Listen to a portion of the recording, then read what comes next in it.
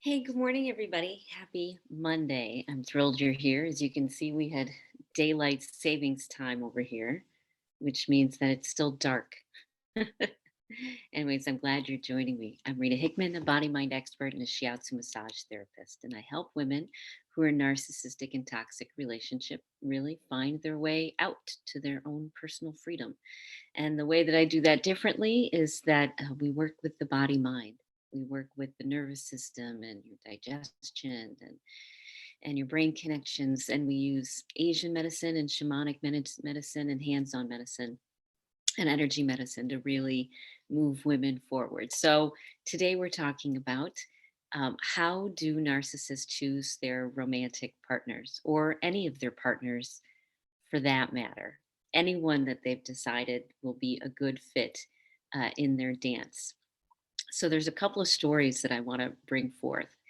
And one of them was recently I was reading on Facebook and I really enjoyed what this quote had to say.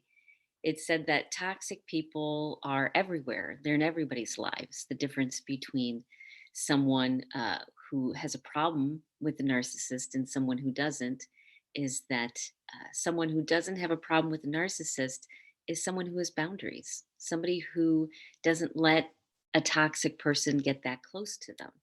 And that's really the main difference. You know, when we're raised, many times it's in these secrets and in the shadows, and we don't connect with other people, and we don't know all of this is going on. In reality, toxic dances and relationships are everywhere, but very few people are talking about them. We're putting an icing on the cake of isn't life wonderful and aren't relationships great and don't we love each other so much?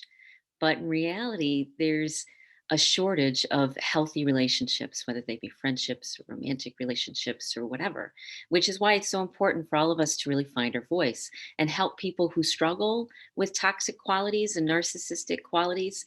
How do we help them not be so narcissistic? Doesn't mean we have to be in a relationship with them or a close relationship with them, but it's good to start asking ourselves, how can we support mental health? How can we help people who are struggling with these things to move forward?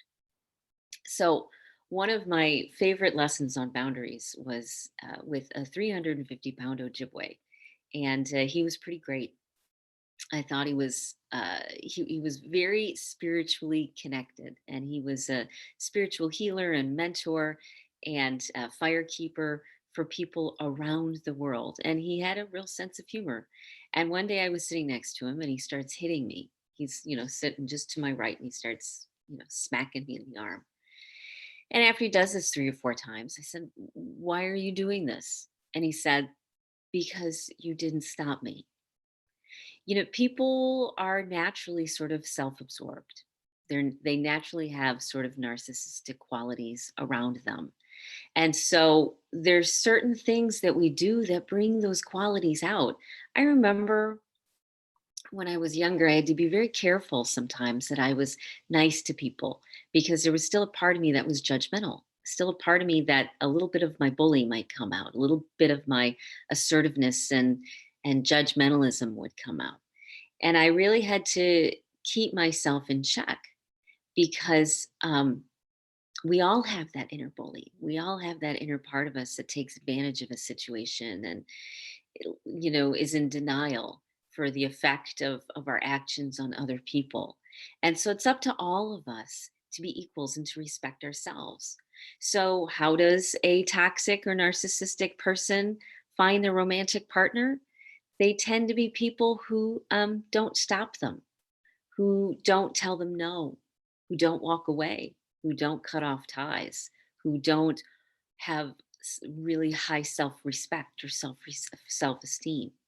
So they're everywhere, kind of, and it's getting worse as our culture gets more polarized and people's mental health struggles really come to the surface. So narcissism is really getting worse and worse.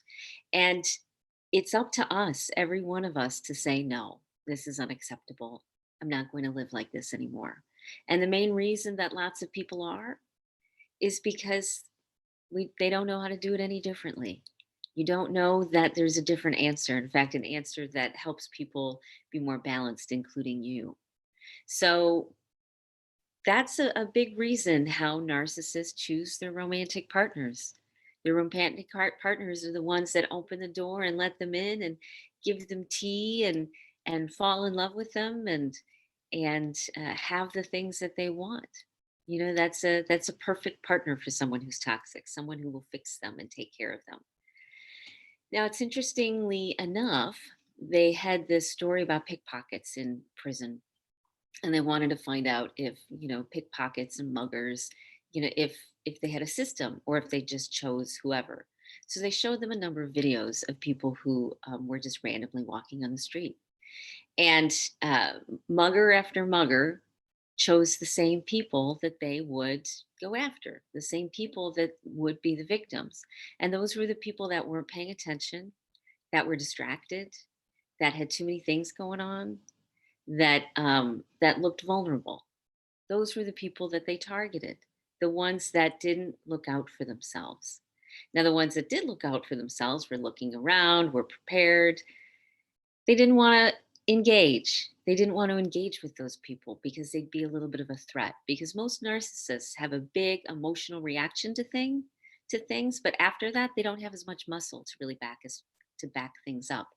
And so typically they don't want to engage somebody who looks confident and is confident, who respects themselves. They back away. And so even though narcissists are everywhere, they definitely choose their targets.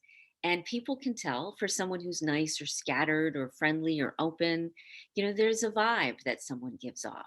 Yeah, it is kind of like a target. But the cool thing is when you are soft and strong at the same time, you can make a huge impact on the world, a big impact, one that says, you know what, we're going to raise everybody up. So if you're worried about picking partners in the future because you feel vulnerable, the main thing to remember is to say no early and say no or set boundaries very early on after you meet someone, not in anger, but just with clarity and see how they respond. Do they respond with disappointment? Do they respond with frustration? How do they handle the frustration? This is how you can start to test out who you're going to let in your world, who you're going to let close to you. Because when you stick up for yourself, most narcissists will back away and most narcissists will go away because you're way too much of a challenge. So, are they everywhere? Yes. Who do they bother? Everybody. Who do they stick around with? The people who let them. So it's not bad, it's not good, it's not right, it's not wrong. It's just a dance that's created. It's just a dance. And when you change the step from a waltz to a cha cha, when you change the steps, when you change the dance, then your life changes. So it's not that you have to change for someone else, it's that it's time to love and respect yourself and expect that your life deserves the best that you can have. And when that shifts, all your relationships tend to get better. So I hope you have a great rest of your day. If you need some help, reach out. We have a number of resources. And especially if you know someone who could use these videos, please share them with them. We've got a whole library of free videos that they can search that are transcribed. I do one on one coaching. And we also have a beautiful group of women that help other women through narcissistic and toxic relationships, whether it's through the divorce process, whether they're deciding on divorce, whether they're healing their family dynamics, whether they had a relationship that ended in heartbreak, whatever it may be. It's a beautiful group of women who help other women who through toxic and narcissistic relationships. So have a great rest of your day, and I'll see you tomorrow. Okay, bye.